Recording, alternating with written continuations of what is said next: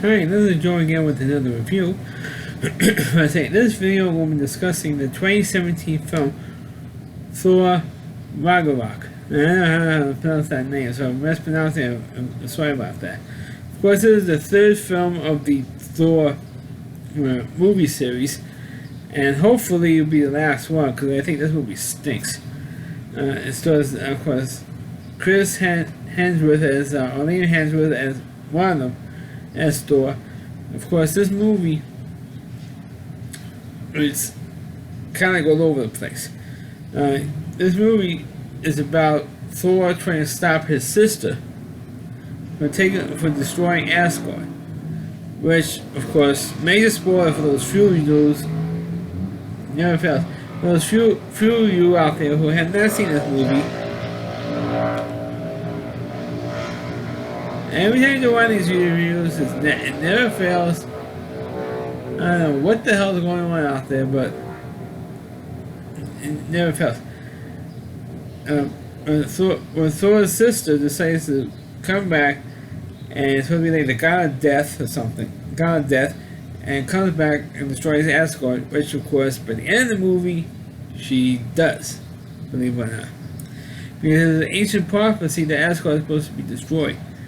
And while that's going on, Thor somehow got transported to this other universe where it's like this crazy, freaky universe that's run by planet run by Jeff Goldblum, and it's called the Game Master, and he puts Thor into a fight with this particular champion, and everybody's wondering who this champion is, and lo and behold, it happens to be the Incredible Hulk, played by Mark Ruffalo, who had been playing the part since the Avengers movie series has started.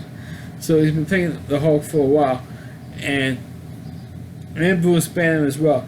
So even though the Hulk is actually CGI, and I mean ever since the Hulk came into the movies, since the 2003 version with Eric Banner. The Hulk itself is a CGI character, which kind of sucks. I'd rather have like Lou Ferrigno as the Hulk, but whatever. To me, Lou Ferrigno is the only Hulk on live television or in movies. But anyway, they get into a fight, and believe it or not, Thor actually wins the fight, and he convinces Hulk to escape with him and go back to Asgard to help Asgard, which Hulk. Eventually, when Hulk turns back to Bruce Banner, he says, "Okay, I'm going to help you out." And meanwhile, he helps out other people to escape, other creatures escape from Jeff Goldblum's capture, and which he does do. And they go back to Asgard, and they have this big fight, and Thor realizes that Asgard is going to be destroyed anyway. So all I had to do was, feed the people instead. It's more important the same way Asgard, and which is what he eventually ends up doing, and that's how the movie, how the movie plays out.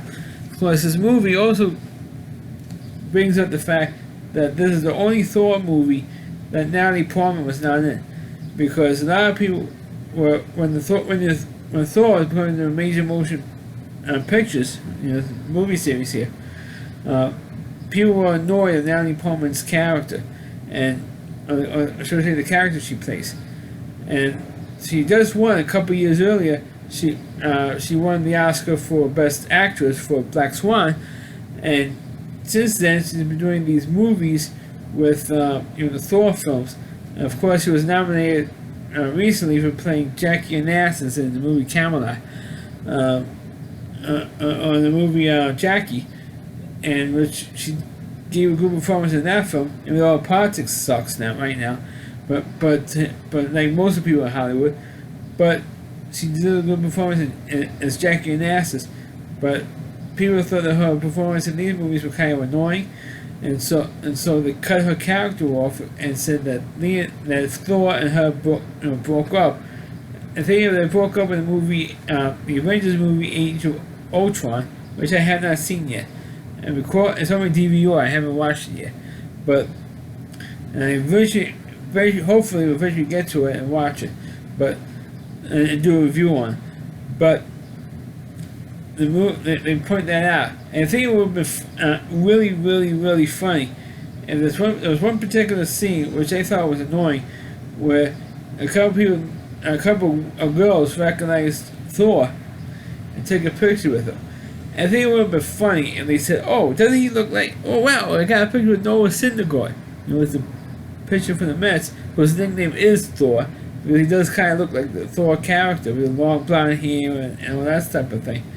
And so it would be funny if they played off of that, but they didn't do that in this film. But what they did do was they had another cameo by Stan Lee.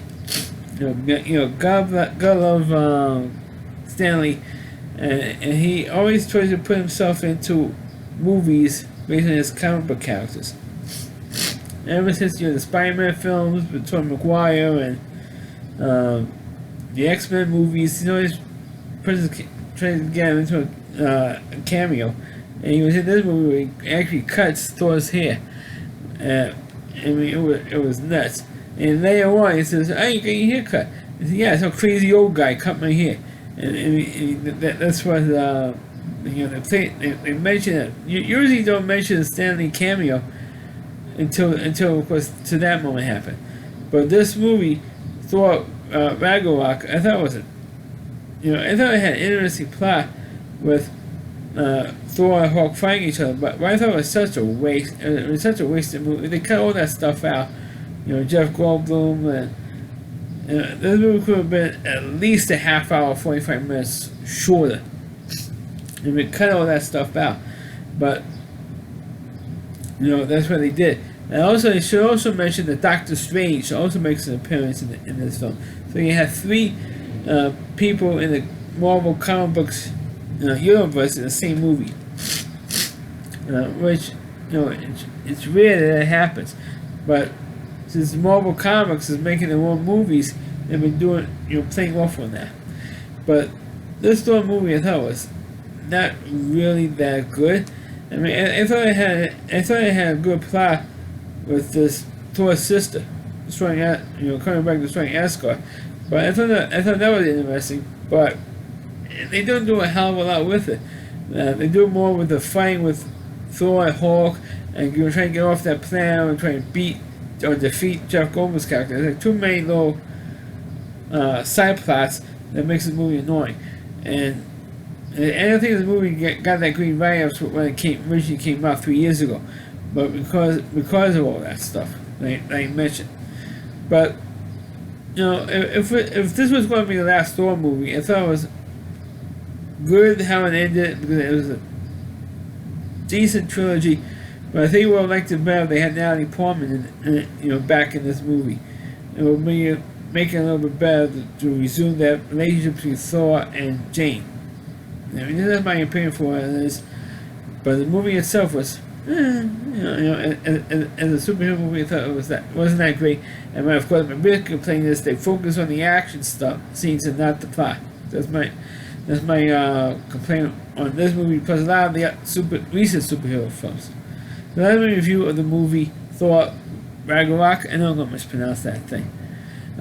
Please click on the video, please rate it, please subscribe to my channel, please forward this video on your Facebook pages. You can check out all my reviews and on my YouTube channel at RowdyC.com, that's all WDY.C.com, that's the whole page Rowdy Reviewer, Christy Moore, and please check out all of his videos on his website. Thanks for watching, and catch you next time.